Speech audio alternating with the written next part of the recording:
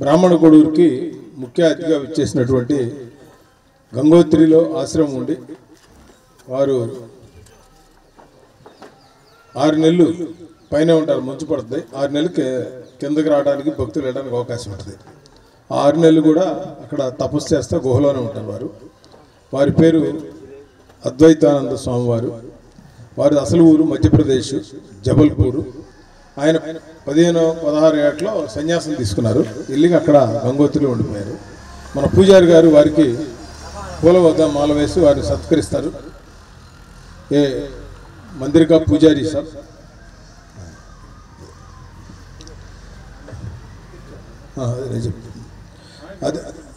అదేవిధంగా మాకు ఎంతో ఆప్తులు.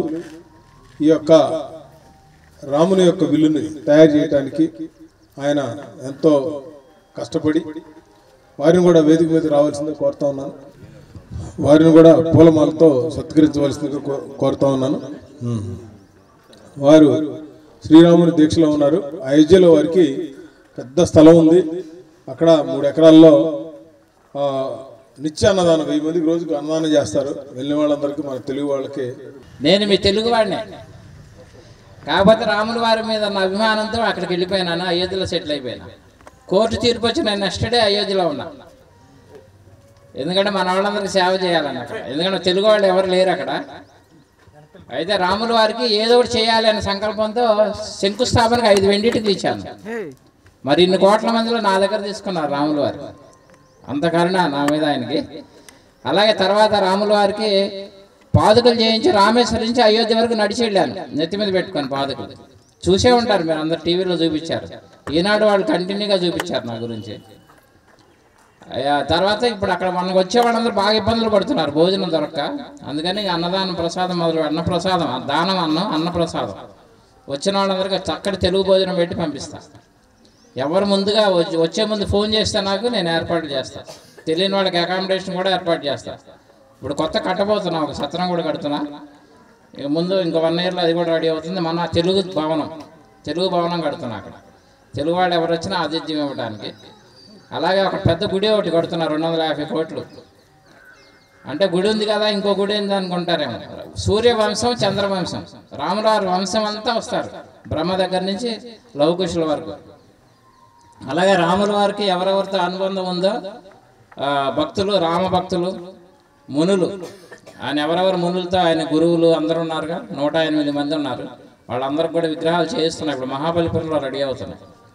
ఆ విగ్రహాలన్నీ పెట్టి పెద్ద మ్యూజియం మన తెలుగు వాళ్ళ తరఫున కడతాలని ప్లాను మొదలైంది, వర్క్ కూడా మొదలైంది. అలాగే అక్కడ అయోధ్య ఎయిర్పోర్ట్ పేరు మహర్షి వాల్మీకి అంతర్జాతీయ ఎయిర్పోర్ట్. అది అక్కడ పెద్ద 16 అడుగుల విగ్రహం పెట్టిస్తున్నారు, వాల్మీకి విగ్రహం. అది ఇక్కడ మన మండపేటలోనే తయారవుతుంది. అది ఇంకా 2 నెలల్లో అక్కడికి షిఫ్ట్ చేసి అక్కడ మోడీ గారు వచ్చి ఇనాగ్రేట్ చేస్తారు దాన్ని.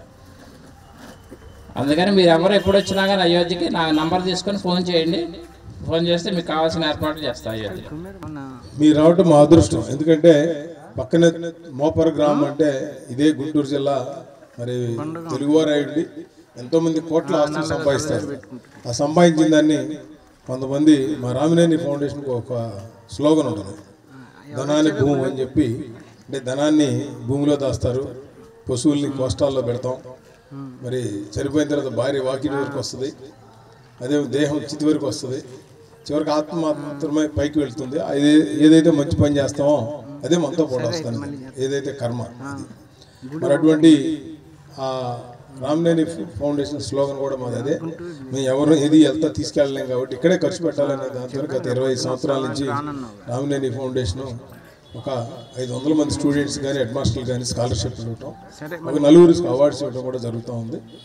రామినేని అయ్యన్న చౌదరి గారు ఇప్పుడు మా మధ్య లేకపోయినా ఆయన దరిదాపుగా చనిపోయిన తర్వాత 25 సంవత్సరాల్లో మేమంతా కూడా ఒక ఆయన ఏదైతే మంచి ఆశతో ఈ భారతదేశంలో 1955 వెళ్ళి అమెరికాలో సెటిల్ అయ్యి ఇక్కడికి వచ్చారో, మరి వచ్చిన తర్వాత కూడా ఒక మంచి బిల్డింగ్ కట్టి ఈ ఊరిని ఒక ఆదర్శంగా చేయాలనుకుంటున్నారు. వారి పిల్లలు 5గురు కూడా, అదేవిధంగా వాళ్ళ అమ్మాయి, అందరూ ఉమ్మడి కుటుంబంగా ఉండి 10 మందికి ఆదర్శంగా ఉన్నటువంటి ఈ రామినేని ఫౌండేషను మరి ఈ గ్రామంలో ఎన్నో కార్యక్రమాలు నాకు తెలిసి నేను జిల్లా పరిషత్ చైర్మన్ ఉన్నప్పుడు ఏమి సిమెంట్ రోడ్లు కానీ వాటర్ ట్యాంక్స్ కానీ పంచాయతీ ఆఫీసులు కానీ అన్నీ చేయడం జరిగింది. రామినేని శ్రీనివాసరావు ఇక్కడ ఉండి మరి గ్రామంలో ఈ కార్యక్రమాలను చేపడుతూ ఉన్నారు. మేము ఎక్కడో మేము హైదరాబాద్లో ఉన్నా, నేను విజయవాడలో ఉన్నా. ఇక్కడ చేయడానికి ఒక మనిషి అంటూ ఉండాలి. మీరు పాయసం వండాలంటే మీరు ఒకటే గుర్తుపెట్టుకోండి. అందరూ ఏమనుకుంటారంటే పాయసం నేను వండుతున్నాను. పాయసం వండాలంటే గంట కావాలి, చేయబెట్టలేదు, చేయబెడితే కాలింది. మేమంతా కూడా చేయబెట్టలేదు. గంట ఎవరై అంటే ఇక్కడ రామినేని శ్రీనివాసరావు అంటే ఆ లోకల్ ఉన్నటువంటి సమస్యలని ఇష్యూస్ మరి 10 మందితో చేయడం. అదేవిధంగా డబ్బులు ఉన్నంత మాత్రాన నేను అన్నదానం చేస్తాను, అన్నప్రసాదం అంటారు. తినేవాళ్ళు ఉండరు. అది తినాలన్నా కూడా యోగ్యత ఉండాలి, పెట్టాలన్నా మనకు యోగ్యత ఉండాలి. కాబట్టి మరి ఆయనకి శ్రీనివాస్ శాస్త్రి గారికి మీ తప్పట్ల ద్వారా అభినందించమని కోరుతా ఉన్నాను. ఎందుకంటే ఇక్కడ దాకా వచ్చి మరి ఆయన రాములు వారు చనిపోయిన తర్వాత ఎక్కడికి వెళ్తాం ఎవరికి తెలియదు. కానీ ఇది మాత్రం ఈ భూమి ఉన్నంత వరకు ఈ విల్లు ధనస్సు రామబాణం ఒకే మాట ఒకే బాట అనే దానికి మరి ఏదైతే ఉందో అది.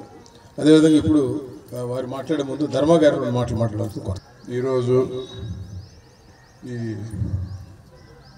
ఎంతో విశిష్టమైన ఈ శివాలయంలో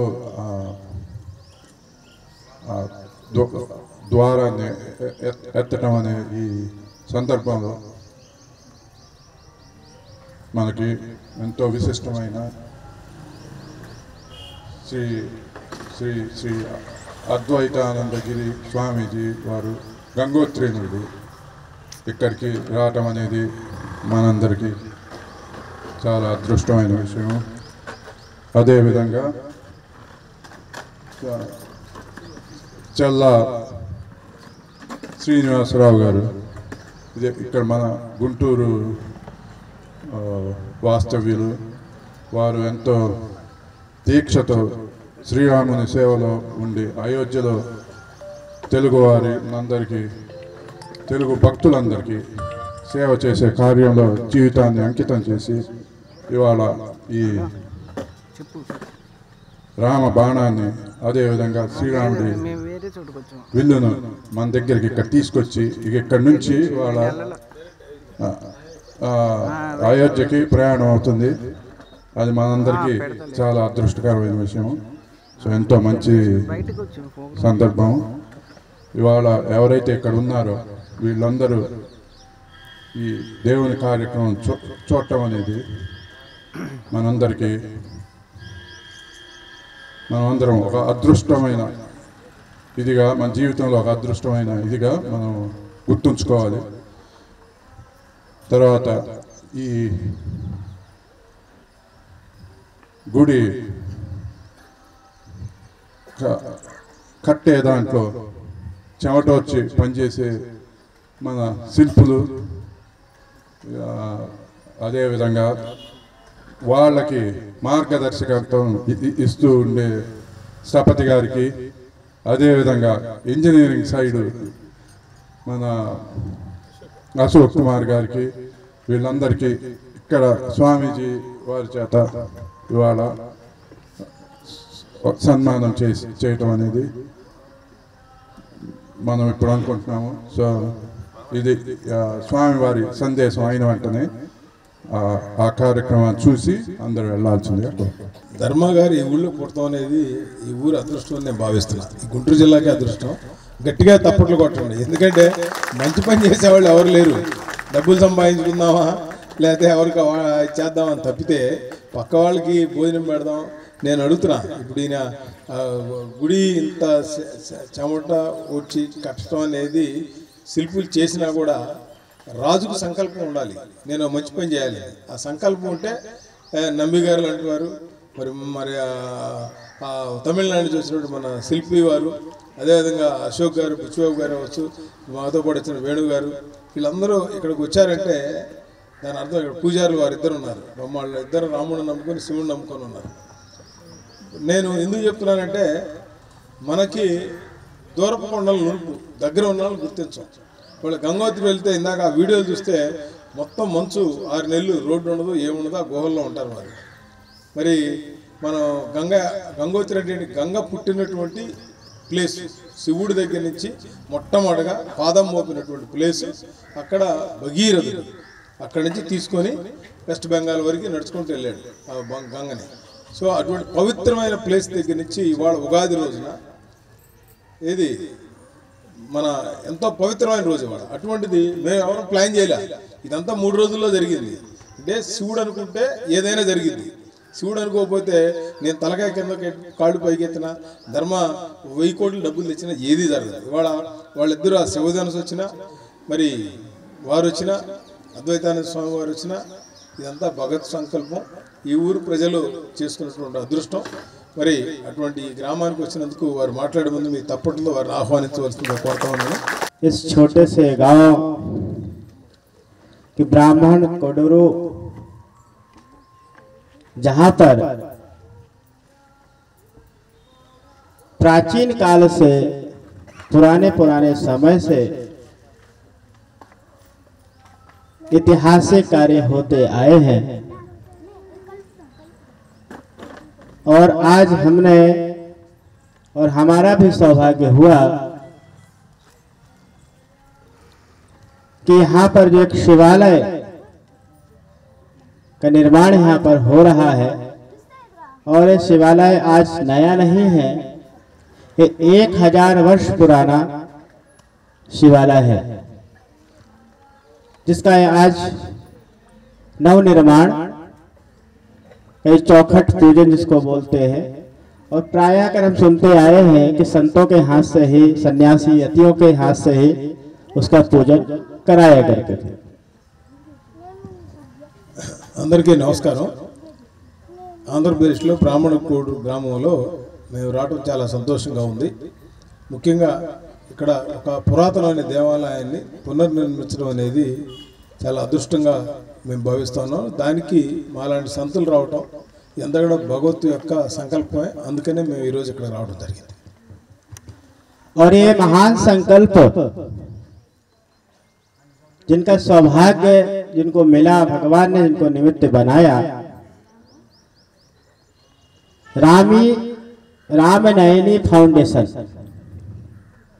जिनका संचालन हमारे धर्म प्रचारक जी, जैसा इनका नाम है वैसा ये कार्य यहाँ पर कर रहे हैं और उनको भगवान ने, महादेव ने, भगवान श्री राम ने निमित्त बनाया। और केवल जब हम संस्कारों की बात करते हैं तो ये संस्कार हमारे पूर्वजों के निमित्त ही आते हैं, पूर्वजों के संस्कार ही हमारे जीवन में होते हैं। ఈ రోజున ఈ మంచి కార్యక్రమానికి రామనేని ఫౌండేషన్ తరఫున వీళ్ళందరూ ఈ కార్యక్రమం చేస్తున్నందుకు చాలా సంతోషంగా ఉంది. అన్నిటికంటే ముఖ్యంగా ఈ పని చేయాలంటే రామనేని ధర్మ ప్రచారక్ గారు వాళ్ళ తల్లిదండ్రులు నేర్పిన సంస్కారం వల్ల వస్తుంది. అంటే ఆ సంస్కారాన్ని బట్టే మంచి పని చేస్తారు. తల్లిదండ్రులు సరిగ్గా సంస్కారంగా నేర్పకపోతే ఆ మంచి పనులు చేయడానికి మనసు ఒప్పదు. అందుకనే మనం ఎప్పుడు కూడా మంచికి రాముడి పేరు గురించో, చెడ్డకి దుర్యోధనుడి గురించి చెప్తారు. ఎందుకంటే ధృతరాష్ట్రుడు అలా పెంచాడు కాబట్టి. और पूज्य माता जी को भी मैं नमन करूंगा कि जिनका जो शिव संकल्प है, कल्याणमय संकल्प है, उनके बच्चे, उनकी संतानें आज उनको धरातल में उतार रही है। వాళ్ళ అమ్మగారు సుగుణమ్మ గారు కూడా నేను అభినందిస్తా ఉన్నాను. ఇటువంటి ఒక మంచి కార్యక్రమానికి మమ్మల్ని అందరినీ పిలిచి ఇక్కడ మాతో 2 మాస్టర్లు మాట్లాడించేదానికి మాకు మంచి అవకాశం కల్పించి ఈ మంచి కార్యక్రమంలో ధన్యవాదాలు తెలుపుతాను. और इस प्रकार से हमारे धर्म प्रचारक जी और आगे ये तो शुरुआत है और धर्म का कार्य इस क्षेत्र में करते रहे। ఇంకా ముందు ముందు కూడా ఇటువంటి మంచి కార్యక్రమాలు చేయాలి. ధర్మ ప్రచారక్ గారు వారికి భగవంతుడి యొక్క ఆశీస్సులు ఉండాలి. ఎందుకంటే ఇది చరిత్రలో నిలిచిపోయేటువంటి మందిరం, టెంపుల్, దేవాలయం కాబట్టి. और एक विशेष सौभाग्य आप सबको यहाँ पर मिले, एक नया और मिल रहा है कि आप सामने हमारे रामलला सरकार का ये धनुष है जो आपके सामने रखा हुआ है।